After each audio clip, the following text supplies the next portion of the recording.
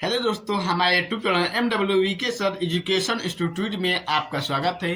हम कक्षा 10 के विद्यार्थियों के लिए समांतर श्रेणी से इम्पोर्टेंट क्वेश्चन लेकर आए हुए हैं।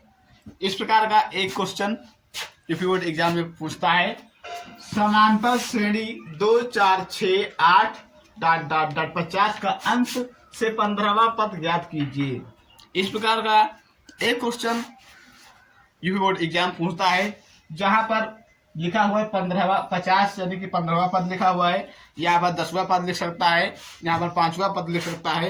इस प्रकार से कहता है कि अंश से 5वां पद ज्ञात कीजिए। तो हम समांतर श्रेणी यानी कि समांतर श्रेणी मतलब बराबर, क्या समांतर मतलब बराबर, श्रेणी मतलब श्रेणी, एक क्रम। जैसे कि एक सीढ़ी क्या होते हैं, सीढ़ी में जितने भी जो लगे होते हैं, क्या कहते हैं उनको, जीना जितना उसमें लगा होता है, जीना क्या होता है, समांतर क्रम में होता है। यानी कि एक के बाद एक, एक के बाद एक समान अंतर में होता है, उसे क्या कहते हैं, समांतर कहते हैं।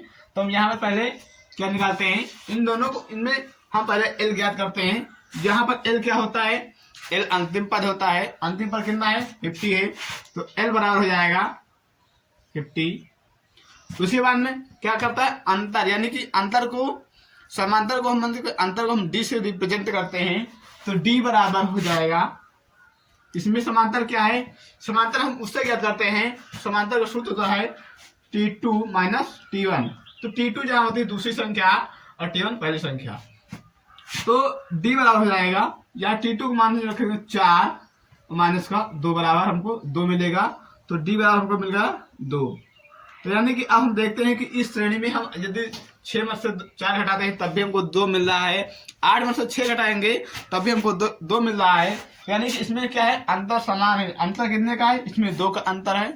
तो अब इसका समांतर श्रेणी का एक सूत्र होता है, समांतर श्रेणी का अंतिम से nवां पद के लिए एक सूत्र होता है एल, सूत्र लिख देंगे,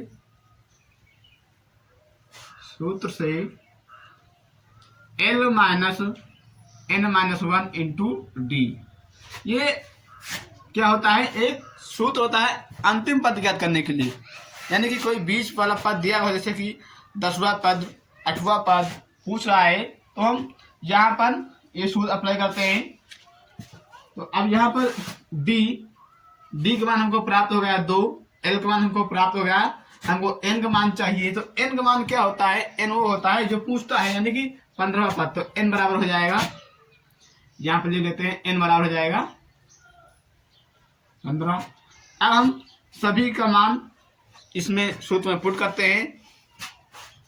तो आगे करते हैं इसको, एल का मान कितना है, एल का मान 50 है, तो ये 50 हो जाएगा, माइनस का एन का मान 15 माइनस 1 इंटू डी का मान प्राप्त हुआ है 2।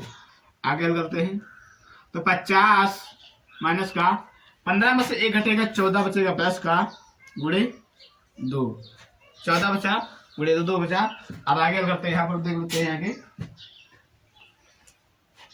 ये 50 है, 50 माइनस का 14 दूना 28 हो जाएगा, तो माइनस का 28 हो जाएगा। अब 14 गुणा 2 से होगा तो 28 हो जाएगा, ये माइनस का तो माइनस का रहेगा, माइनस का 28 होगा।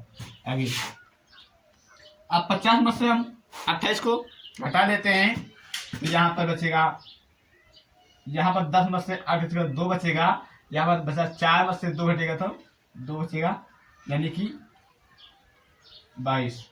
अब हमको 15वां पद ज्ञात हो गया, कितना, 22। तो अब हम अंतिम से 15 पर कितना निकला, 22 आ गया, तो हम लिख देंगे अतः